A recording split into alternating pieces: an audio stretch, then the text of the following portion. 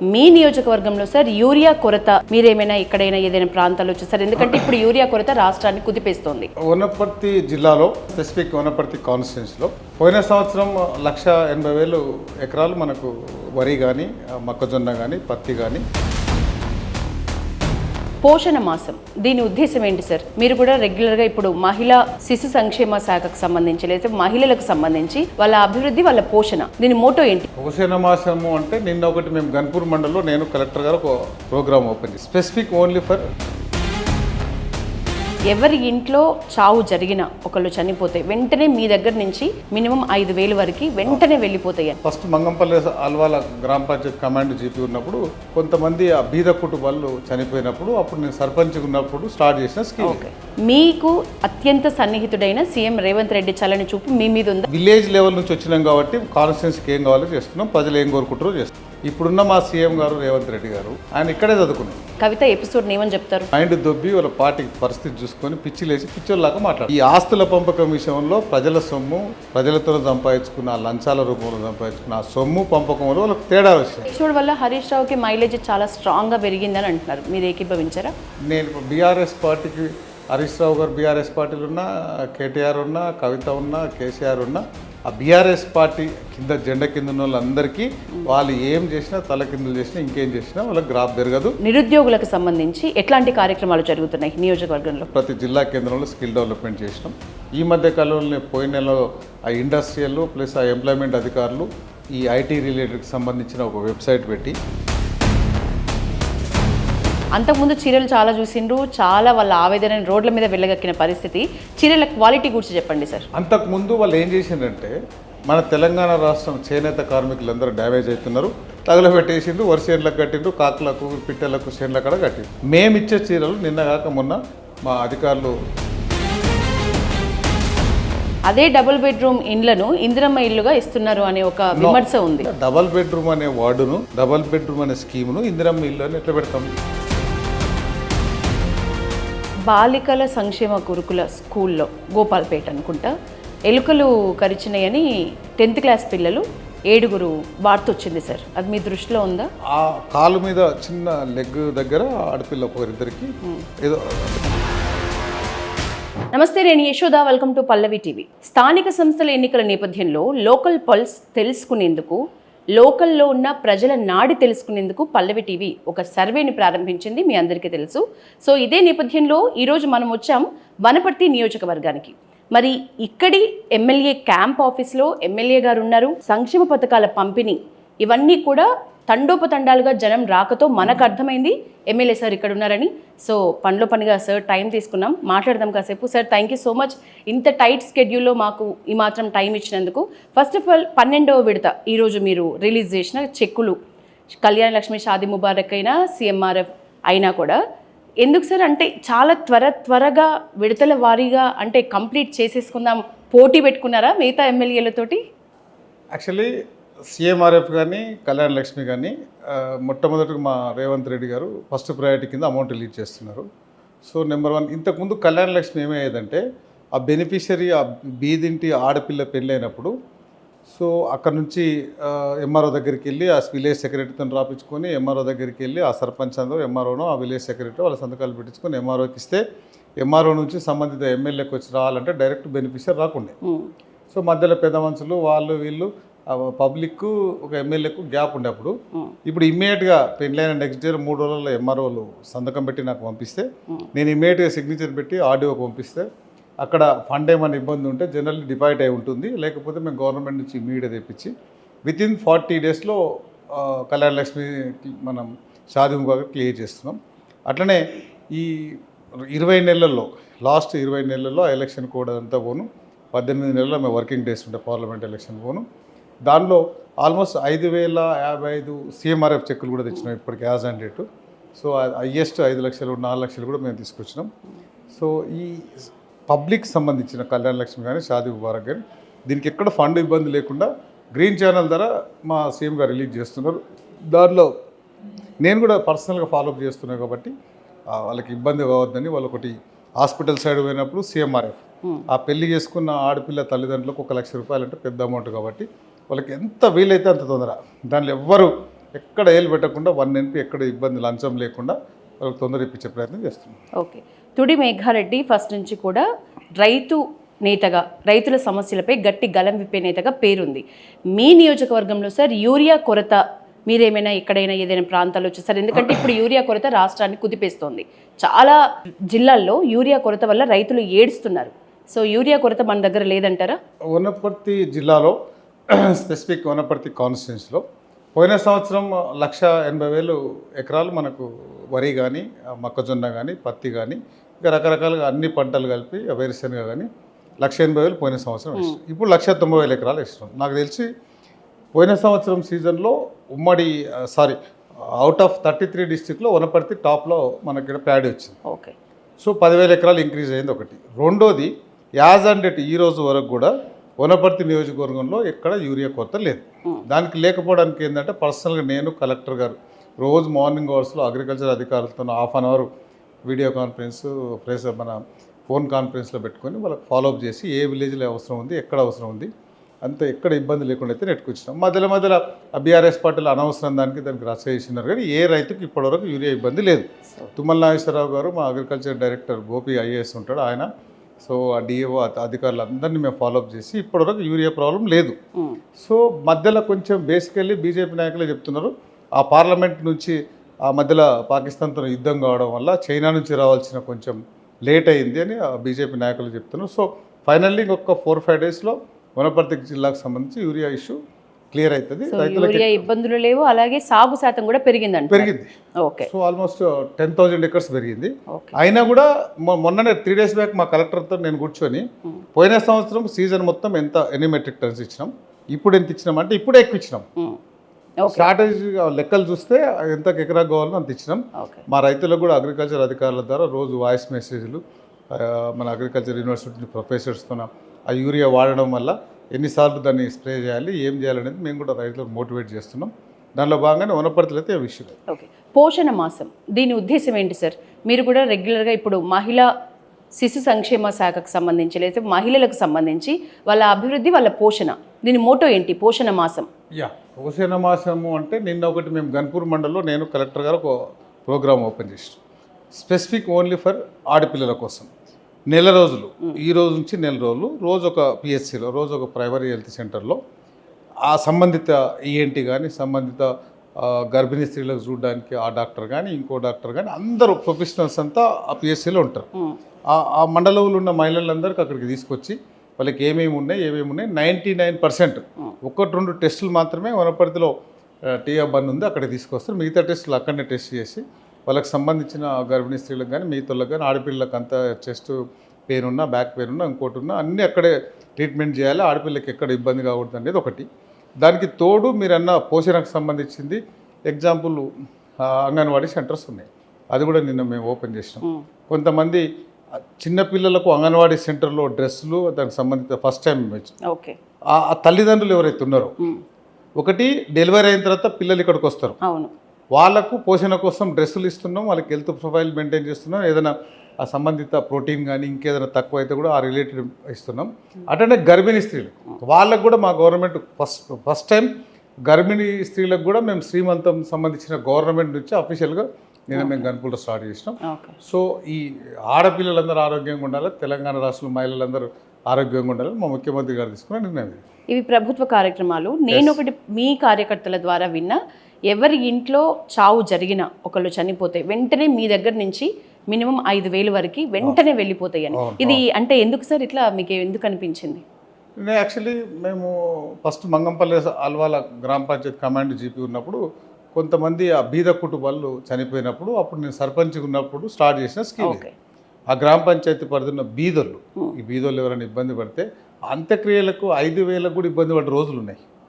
So అట్లా నాకు అట్లా మంచిగా అనిపించి ఒకటి ఆ స్కీమ్ స్టార్ట్ చేసి అక్కడ నుంచి తీసుకెళ్ళి మళ్ళీ నేను పెద్దమంది MP పైన, సో మళ్ళీ మండలం మొత్తం స్టార్ట్ చేసి 2023 ఆల్మోస్ట్ జనవరి నుంచి అనుకుంటా నేను ఎమ్మెల్యేకు పోటీ చేద్దామని ప్రజలు కోరుకున్నప్పుడు వనపర్తి నియోజకవర్గం మొత్తం, సో వనపర్తి నియోజకవర్గంలో ఎక్కడ ఎవ్వరు బీద కుటుంబం మరణించినా మా లీడర్స్ గారు, మా కార్యకర్తలు వెళ్ళి అక్కడ వాళ్ళ ఇంటికి మేము ఇచ్చిన అమౌంట్ సరిపోద్దా అని పక్కన పెట్టు, నా వంతుగా వాళ్ళకి సాయం చేద్దామని మేఘన్న అభయస్తామని అదొకటి చేస్తున్నాం. దాంతోపాటు అప్పుడు మా మండలంలో చేసినప్పుడు అప్పుడున్న గవర్నమెంట్ ఈ కళ్యాణ లక్ష్మి షాదీ ముబారక్ ఏదైతుందో ఇది స్టార్ట్ చేయకముందే నేను మా విలేజ్ స్టార్ట్ చేసాను.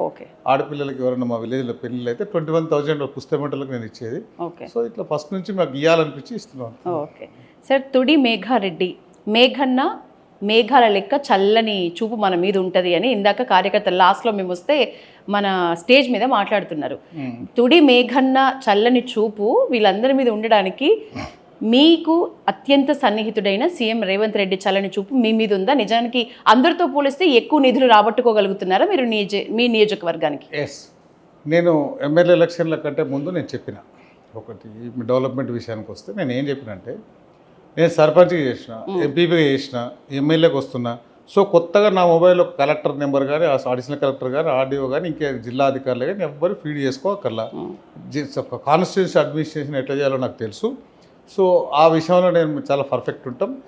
ఎక్కడ ఇబ్బంది లేకుండా విలేజ్ సెక్రటరీతో ఎట్లా మాట్లాడాలో తెలుసు, ఎండిఓతో ఎట్లా మాట్లాడాలో తెలుసు, కలెక్టర్తో ఎట్లా మాట్లాడాలో తెలుసు.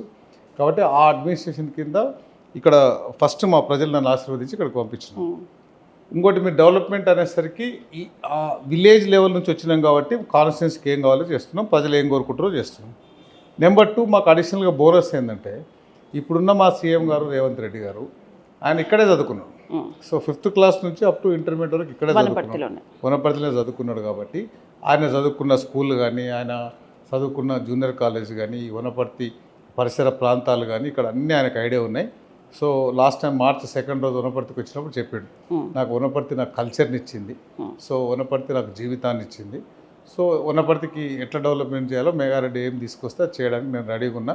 సో కొడంగల్ నియోజకవర్గం తర్వాత వనపర్తిని అభివృద్ధి చేస్తాను. ఆయన నాకు అడిషనల్ సపోర్ట్ ఉంది కాబట్టి ఒకటి రోజు March 2 రోజు ఆల్మోస్ట్ 1000 crores డెవలప్మెంట్ ఫౌండేషన్ వేసినాం. సో వనపర్తి అది కాకుండా అందరు వాళ్ళతో నేను లో ప్రొఫైల్లో వాళ్ళ దగ్గరికి వెళ్ళి ఓపికతోన ఉంటే వనపర్తిలో ఉంటాం, లేకపోతే సెక్రటరీలో ఉంటాం, మినిస్టర్ క్వార్టర్స్లో ఉంటాం. వనపర్తి డెవలప్ చేయాలని. మళ్ళీ మీరు అడిగినట్లు ఇప్పటిదాకా స్టేజ్ ఇక్కడ మేఘన్న దీవెనలు పబ్లిక్ కాదు, పబ్లిక్ దీవెనలే మేఘన్నకు ఉన్నాయి. కాబట్టి సో వాళ్ళు ఎక్స్పెక్ట్ చేసిన, వాళ్ళు కోరుకున్న ఆ పాలన ఇవ్వాలనేది నా ఉద్దేశం. అడిషనల్ సపోర్ట్ వస్తుందని ఓపెన్గా చెప్తున్నారు. సో మిగతా ఎమ్మెల్యేలు ఏమనుకోవద్దా సార్ ఇప్పుడు దీన్ని బట్టి? ఎట్లన్నా జనరల్గా ఇంతకుముందు సార్ ఇందాక స్పీచ్లో మేము లాస్ట్లో వచ్చినాం లోకల్ పల్స్ చేసుకుంటూ, చాలా అంటే ఇంతకు ముందుతో పోలిస్తే మేఘారెడ్డి మాటల తూటాలు ఎక్కువైనాయి, కొంచెం పంచ్ డోస్లు కూడా ఎక్కువైనాయి. ఎందుకంటారు సార్, అంత పెంచాల్సిన అవసరం ఉందా పర్సంటేజ్? సో యాక్చువల్లీ ఆ వాయిస్తోనే కానీ, ఆ మాటలతోనే కానీ, మీరు చెప్పిన తూటాలతోనే కానీ జనరల్గా నేను స్టార్టింగ్లో ఎలక్షన్ బిఫోర్ మాట్లాడుంటే తర్వాత మాట్లాడండి. ఈ మధ్యకాలంలో ఇక్కడ ఓడిపోయిన మాజీ మంత్రి నిరంజన్ రెడ్డి కానీ, ఆ తెలంగాణ స్టేట్లో నెంబర్ 2 అని చెప్పుకునే కేటీఆర్ కానీ, మొన్న గద్వాల్ మీటింగ్లో కానీ, హైదరాబాద్ మీటింగ్, ఈ మధ్యలో వాళ్ళకు మైండ్ దొబ్బి వాళ్ళ పార్టీ పరిస్థితి చూసుకొని పిచ్చిలేసి పిచ్చోళ్ళలాగా మాట్లాడుతుంది. సో వాళ్ళు పిచ్చోళ్ళని అట్లే మాట్లాడించుకుంటూ పోతే అది నిజాలు అనుకుంటారు కదా పబ్లిక్. సో మధ్యలో ఇవన్నీ ఖండించాలి. సో వాళ్ళు చేసిన పాపాలు ఏంది, వాళ్ళు ఏం చేసినారు మాట్లాడాలి. ఎగ్జాంపుల్, ఈరోజు నేను అట్లా మాట్లాడడానికి కేటీఆర్ మీద కారణం ఏంటంటే, మా సీఎం గారిని ఇష్టం అన్నట్టు మాట్లాడుతున్నాను. నెంబర్ 1. నెంబర్ 2, 570 మంది పిల్లలు, బీద పిల్లలు కష్టపడి Group 1 ఉద్యోగాలు తెచ్చుకుంటే 3 కోట్లు 4 కోట్లు లంచాలు ఇచ్చిన, అది ఎంత అన్యాయం. సో అనడం కాదు, ఏం చేసినా తప్పులేదు. వాళ్ళ కుటుంబానికి చాలా పబ్లిక్ వాళ్ళు చేసిన మోసానికి ఆల్రెడీ వాళ్ళకి పనిష్మెంట్ అయింది, ఇంకా పాపం జరుగుతుంది.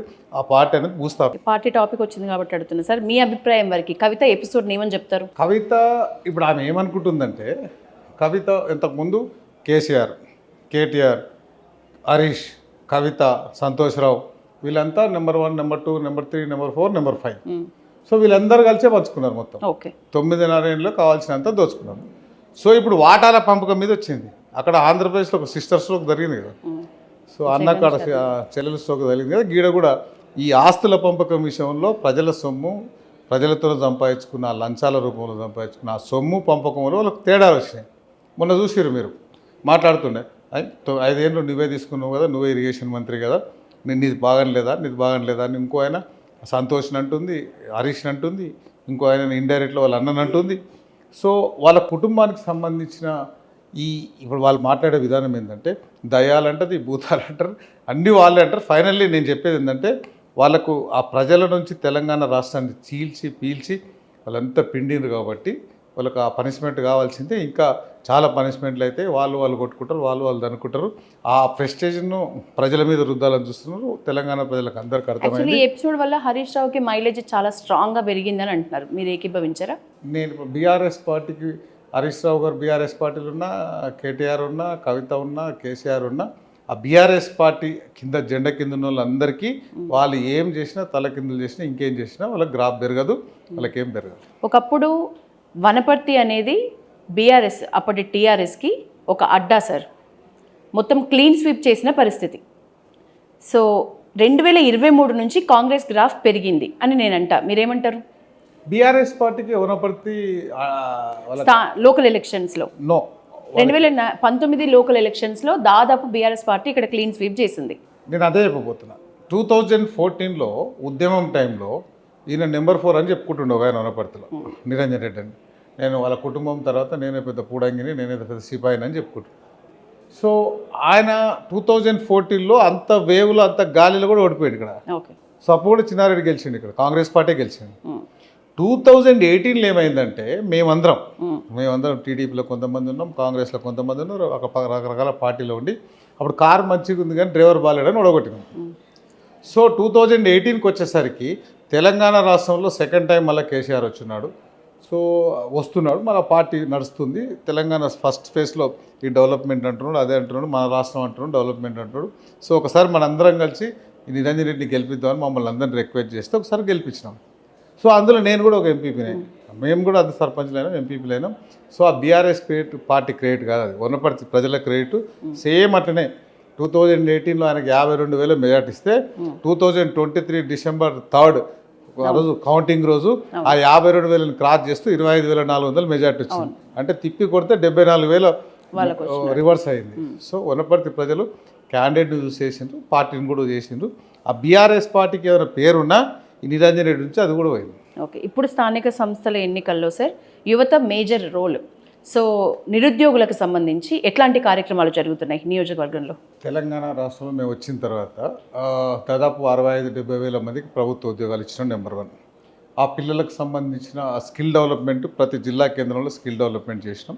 ఈ మధ్య కాలంలో పోయిన నెలలో ఆ ఇండస్ట్రియల్ ప్లస్ ఆ ఎంప్లాయ్మెంట్ అధికారులు ఈ ఐటీ రిలేటెడ్కి సంబంధించిన ఒక వెబ్సైట్ పెట్టి దానిలో 2 లక్షల కంపెనీలు, కార్పొరేట్ కంపెనీస్ పెట్టేసి 20 లక్షల మంది తెలంగాణ యువతకు ఉద్యోగాలు అన్న ఉద్దేశంతో సో ఒక వెబ్సైట్ పెట్టినాం.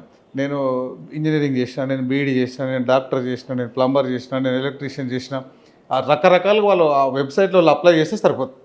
ఆ రిలేటెడ్ వల్ల కంపెనీ నుంచి ఫోన్ వస్తుంది. సో ఎట్లాంటి పరిస్థితుల్లో తెలంగాణ ఉన్న యువకులందరికీ వాళ్ళకి చదువులకు ఇక్కడ ఇబ్బంది కాకూడదని ఇంటిగ్రేటెడ్ హబ్స్ పెట్టిస్తున్నాం, స్కిల్ డెవలప్మెంట్ చేస్తున్నాం. హైదరాబాద్లో కొంకరకాలలో స్టార్ట్ అయింది ఆ స్కిల్ సంబంధించి, డిస్టిక్లలో కూడా స్టార్ట్ అయింది. తెలంగాణ యువతను ఎట్లాంటి పరిస్థితుల్లో ఈ గంజాయి సైడ్ కానీ ఇంకో సైడ్ అటు మత్తు పదార్థాల సైడ్ పోకుండా, 1 చదువుకునాలి, 2 వాళ్ళ సొంత పనులు చేసుకునాలి, 3 బిజినెస్ చేసుకునాలి. వాళ్ళకి యువతను ఎట్లాంటి పరిస్థితుల్లో మంచి దారి పట్టించే ప్రయత్నంలో మేము చేస్తున్నాం. ఇందాక బతుకమ్మకు సంబంధించి ఇందిరమ్మ చీరలు మొత్తానికైతే మహిళా లోకానికి చీరలు వస్తున్నాయి అని చెప్పిండ్రు మీరు ఒక అనౌన్స్మెంట్. సో అంతకుముందు చీరలు చాలా చూసిండ్రు, చాలా వాళ్ళ ఆవేదనని రోడ్ల మీద వెళ్ళగక్కిన పరిస్థితి. చీరల క్వాలిటీ గురించి చెప్పండి సార్.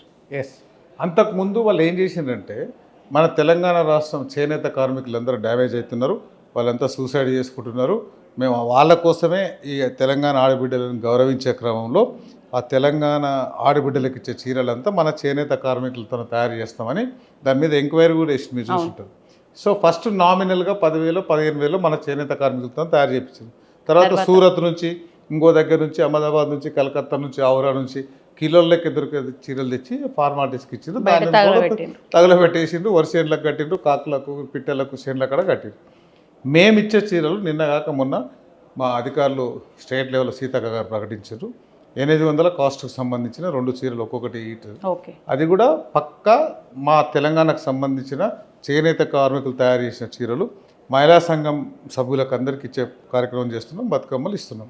వనపర్తిలో ఒక స్పెసిఫికింగ్ ఏంటంటే, వనపర్తిలో ఉన్న మహిళలకు 3,500 ఇందిరమ్మ ఇల్లు ఇచ్చినాం మేము గవర్నమెంట్. సో 3,500 మందికి వాళ్ళకు పునాది వచ్చినప్పుడు, వాళ్ళకు ఫౌండేషన్ ఇచ్చినప్పుడు మండలాలకు పోయి మనం ప్రొసీడింగ్ ఇచ్చొచ్చు. గృహప్రవేశాన్ని కూడా నేను పర్సనల్గా పోయి నా సొంత డబ్బులతోనే పట్టు చీర ప్లస్ పంచె, టవాల్స్, పసుపు, కుంకుమ కూడా మా వాళ్ళకి ఇస్తున్నాం. సార్ అంతకుముందు డబుల్ బెడ్రూమ్ల సంఖ్య ఎంత సార్? అంతకుముందు వనపర్తి నియోజకవర్గంలో 2 నుంచి 3,000 9.5 ఏళ్లలో 3,000 కట్టినాం. ఓకే. మేము ఒక్క సంవత్సరంలో 3,500 ఇల్లు ఇచ్చాం. అదే డబుల్ బెడ్రూమ్ ఇండ్లను ఇందిరమ్మ ఇల్లుగా ఇస్తున్నారు అనే ఒక విమర్శ ఉంది. నో వేరే దగ్గర ఏమవుతుంది అనేది కొద్దిసేపు పక్కన పెడితే డబల్ బెడ్రూమ్ అనే వార్డును, డబల్ బెడ్రూమ్ అనే స్కీమ్ను ఇందిరమ్మ ఇల్లు అని ఎట్లా పెడతాం? అది కాదు. వనపర్తికి సంబంధించింది వస్తే ఆయన కట్టించిన 3,000 3,500 ఆల్రెడీ ప్రొసీడింగ్స్ ఇచ్చిపోయాడు. నేను ఒక్క ప్రొసీడింగ్ కూడా ఇవ్వలే. సో అది మాకు సంబంధం లేదు.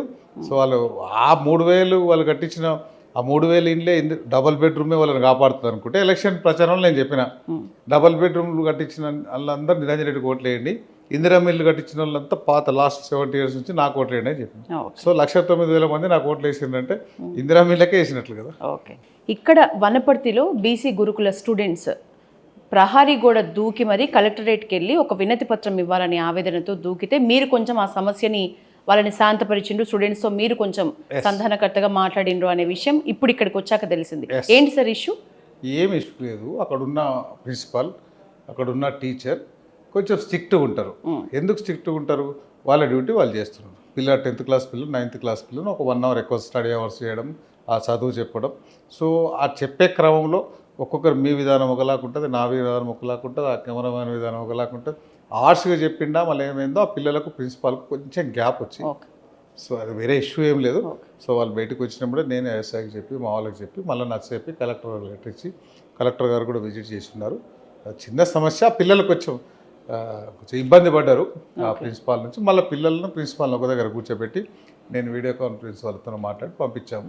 చిన్న ఇష్యూ అదేమైపోతుంది. బాలికల సంక్షేమ గురుకుల స్కూల్లో గోపాల్పేట అనుకుంటా ఎలుకలు కరిచినాయని 10th క్లాస్ పిల్లలు 7 వార్త వచ్చింది సార్. అది మీ దృష్టిలో ఉందా? యాక్చువల్లీ ఆ ప్రిన్సిపాల్ గారు నాకు టచ్లో ఉన్నారు. ఆ రోజు ముందు రోజు ఆ పిల్లలు పండుకున్నారు, కింద కూడా పండుకోలే. ఓకే.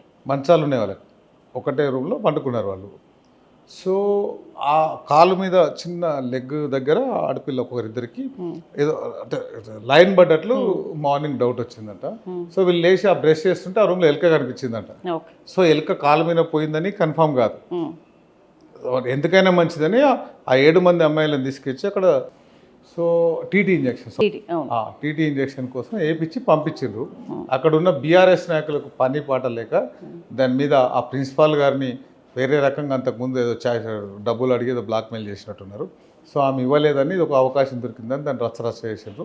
తర్వాత కలెక్టర్ గారు మేమందరం మా నాయకులు అందరం విజిట్ చేసినాం. ఏం లేదు, అమ్మాయి మంచిగా ఉన్నారు. అన్ని గురుకుల స్కూల్స్ అన్ని తనిఖీలు మంచిగా ఉన్నాయి. అన్ని విజిట్ చేస్తాం. శ్రీరంగపూర్ టెంపుల్ పునరుద్ధరణ. శ్రీరంగపూర్ టెంపుల్ చాలా హిస్టారికల్ టెంపుల్.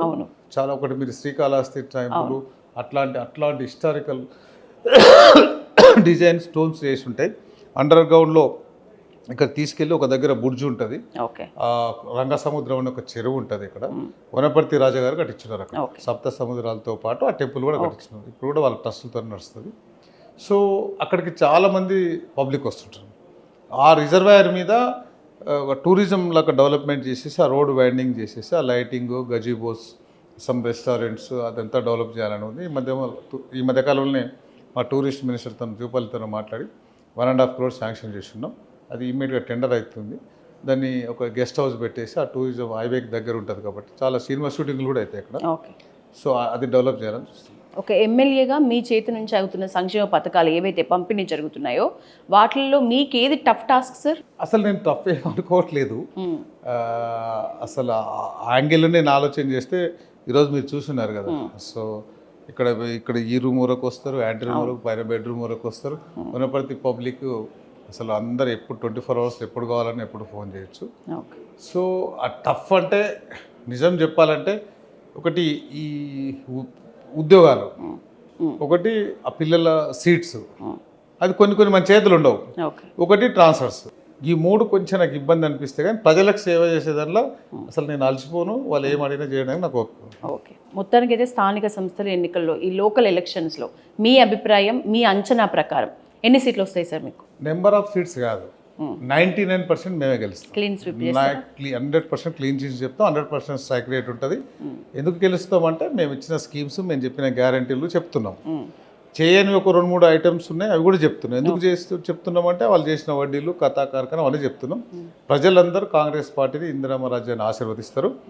ఈ బీఆర్ఎస్ పార్టీలను ఎవరు నమ్మరు, వారి నియంత పాలన ఎవరు నమ్మరు. సో 99% మా వాళ్ళే గెలుస్తారు. సో బీఆర్ఎస్ వర్సెస్ కాంగ్రెస్ అనే వినిపిస్తుంది మా లోకల్ పల్స్లో. చూద్దాం మీ అంచనా ఏ మేరకు సక్సెస్ అవుతుంది అనేది. ఆల్ ది బెస్ట్ సార్ మీకు. ఎందుకంటే నేను దగ్గరుండి చూసా. ఆఫ్ కోర్స్ అందరితో పోలిస్తే ఒకంత మీకు జననేతగా, జనం మెచ్చిన నాయకుడిగా అయితే అక్కడ చూస్తే సాక్ష్యాలు అయితే మాకు ఈరోజు అనిపించినాయి. అందుకని ఓపెన్గా ఒప్పుకుంటున్నాను నేను. మీ వాల్యుబుల్ టైం ఇంత టైట్ స్కెడ్యూల్లో మాకు ఇచ్చినందుకు thank you so much. Thank you.